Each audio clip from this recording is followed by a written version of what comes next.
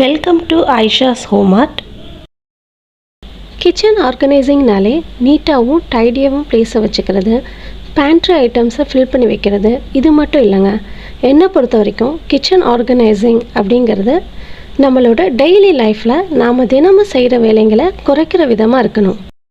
அதுபோல் நம்ம கிச்சன் வேலைங்களை சிரமம் இல்லாமல் ஈஸியாகவும் குறைஞ்ச நேரத்தில் வேலைகளை செஞ்சு முடிக்கவும் உதவக்கூடிய 9 கிச்சன் ஆர்கனைசிங் டிப்ஸை தாங்க நாம் இந்த வீடியோவில் பார்க்க போகிறோம். அதுலேயே முதலாவதாக வர்றது ஸ்டெப் ரேக்கு.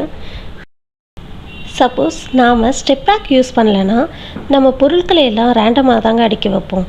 அந்த பொருளை நம்ம டெய்லி யூஸ் பண்ணிவிட்டு திரும்ப வைக்கும்போது ஒரு ஆர்டரில் கண்டிப்பாக வைக்க மாட்டோம். அப்போ அந்த பாட்டில் எல்லாமே ஷஃபில் ஆகி எந்த பொருள் எந்த இடத்துல இருக்குன்னே நமக்கு தெரியாமல் போயிடும். ஆனால் ஸ்டெப் ரேக் யூஸ் பண்ண ஆரம்பித்ததுக்கு பிறகு என்னோடய பேண்ட்ரி யூனிட் எப்போவுமே நான் எப்படி ஆர்கனைஸ் பண்ணனோ அதே மாதிரி தாங்க இருக்குது. இந்த ஸ்டெப் ரேக் நான் வீட்டிலேயே செஞ்சது, 3 வருஷமாக யூஸ் பண்ணிகிட்ருக்கேன். ஸ்டீல் ஸ்டெப் ரேக் கூட ஆன்லைனில் அவைலபிளாக இருக்குது. விரும்புகிறவங்க அதையும் வாங்கிக்கிறங்க. அடுத்த tip shirt hanger, S hook, sticky hooks. இதை கிச்சனில் சரியான இடத்துல பயன்படுத்துறது.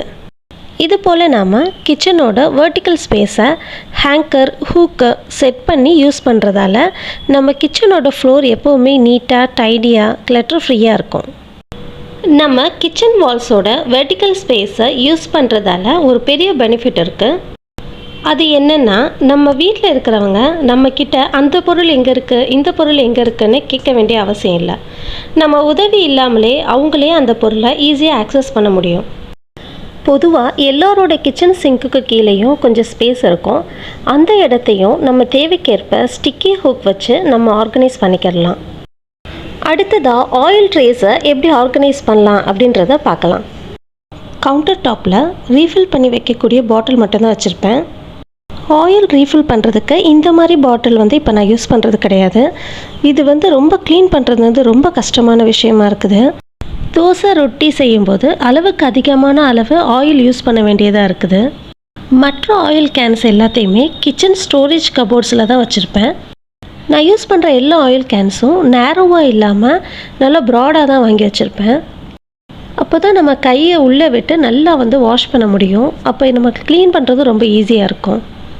மந்த்லி ஒன்ஸ் பேக்கிங் சோடா வச்சு வாஷ் பண்ணால் நல்லா பளிச்சுன்னு இருக்கும்.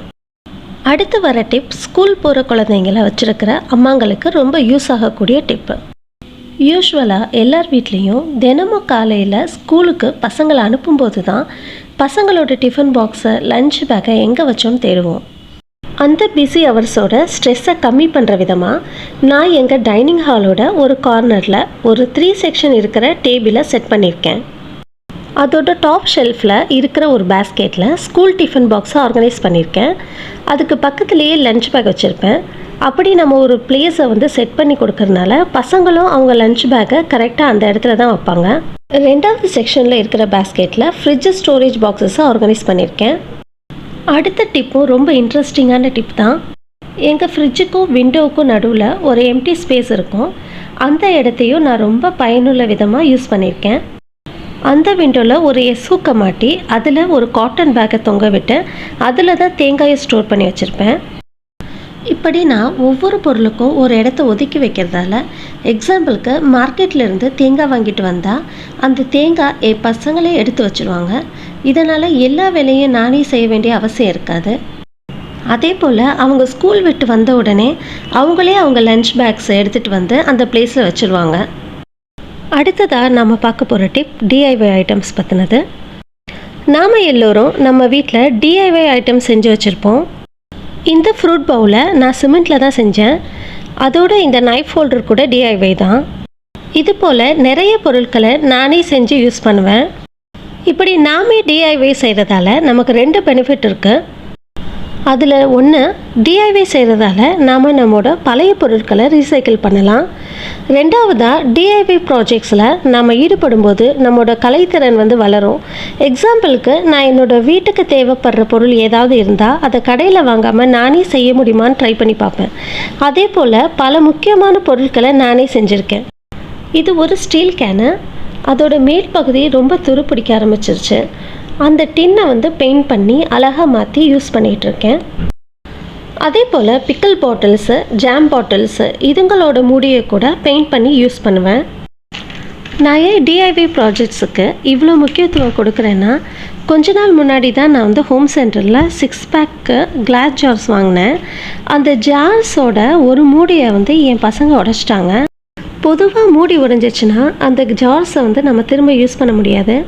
ஆனால் நான் வந்து சிமெண்ட்டில் ஒரு அழகான மூடி செஞ்சு, அதுவும் ஏர்டைட் லிட்டோட செஞ்சு யூஸ் பண்ணிகிட்ருக்கேன். இதுதாங்க டிஐஒய் ப்ராஜெக்ட்ஸோட ஒரு ப்ளஸ் பாயிண்ட்டு. இவ்வளோ நேரம் நாம் எப்படியெல்லாம் டிஐஒய் ஐட்டம்ஸ் வந்து செய்யலான்னு பார்த்தோம். ஆனால் டிஐஒய் ப்ராஜெக்ட்ஸ்லையே செய்யக்கூடாத ஒரு விஷயம் இருக்குது. அது என்னென்னு பார்க்கலாம். நாம் ஒரு டிஐஒய் செய்கிறதுக்கு நம்மளோட டைமையும் எஃபோர்ட்டையும் தாங்க கொடுக்குறோம். ஸோ அந்த டிஐஒய் ரொம்ப சீக்கிரமாக உடைஞ்சி போகிற மாதிரியான ஐட்டம்ஸில், அதாவது பிளாஸ்டிக்ஸு, கார்ட்போர்டு ஐட்டம்ஸு, தர்மாக்கோலை இதுங்களை வச்சு செய்யாமல் கொஞ்ச நாள் வர மாதிரியான இன்க்ரீடியன்ஸை வச்சு செய்யலாம்.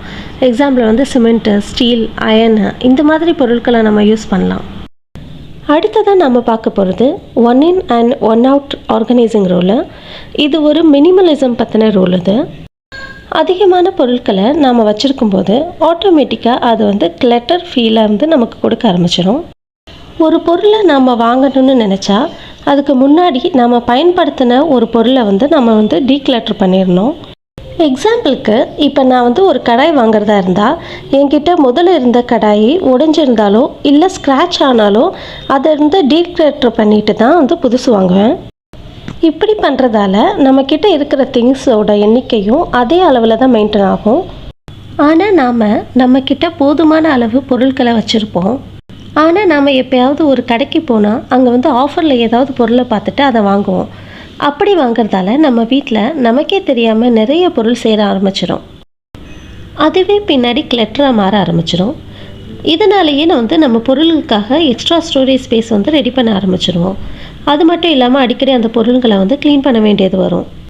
ஸோ லெஸ் திங்ஸ் வச்சுருக்கும்போது லெஸ் க்ளீனிங், மோர் திங்ஸ் வச்சுருக்கும்போது மச் எஃபர்ட் வந்து தேவைப்படும். இப்போ லாஸ்ட்டாக நம்ம பார்க்க போகிற டிப் வந்து மேக் ஹோம் ஃபார் எவ்ரிதிங். இப்போ நம்ம வீட்டில் இருக்கிற எல்லா பொருளுக்குமே ஒரு ஹோமை வந்து நம்ம க்ரியேட் பண்ணி கொடுத்துட்டா நம்மளோட ஹோம் வந்து எப்போவுமே க்ளீனாகவும் கிளட்டர் ஃப்ரீயாகவும் இருக்கும். அது மட்டும் இல்லாமல் டைடி அப் பண்ணுறதும் வந்து நம்ம ரொம்ப ஈஸியாக வந்து 5 மினிட்ஸ்லேயே முடிச்சிடலாம். நம்ம வீட்டில் இருக்கிறவங்களுக்கும் நம்ம வீட்டில் இருக்கிற பொருளை எங்கே திரும்ப வைக்கணும் அப்படின்னு தெரிஞ்சால் அவங்களும் வந்து நம்ம உதவி இல்லாமலே இண்டிபெண்ட்டாக இருப்பாங்க. இந்த 10 டிப்ஸும் உங்களோட டெய்லி ஹோம் மேக்கிங் சோர்ஸை வந்து சிம்பிளிஃபை ஆக்க உதவும்னு நம்புகிறேன். வீடியோ பிடிச்சா லைக் பண்ணுங்கள், ஷேர் பண்ணுங்கள், சப்ஸ்கிரைப் பண்ணுங்கள், கமெண்ட் பண்ணுங்கள். தேங்க்ஸ் ஃபார் வாட்சிங்.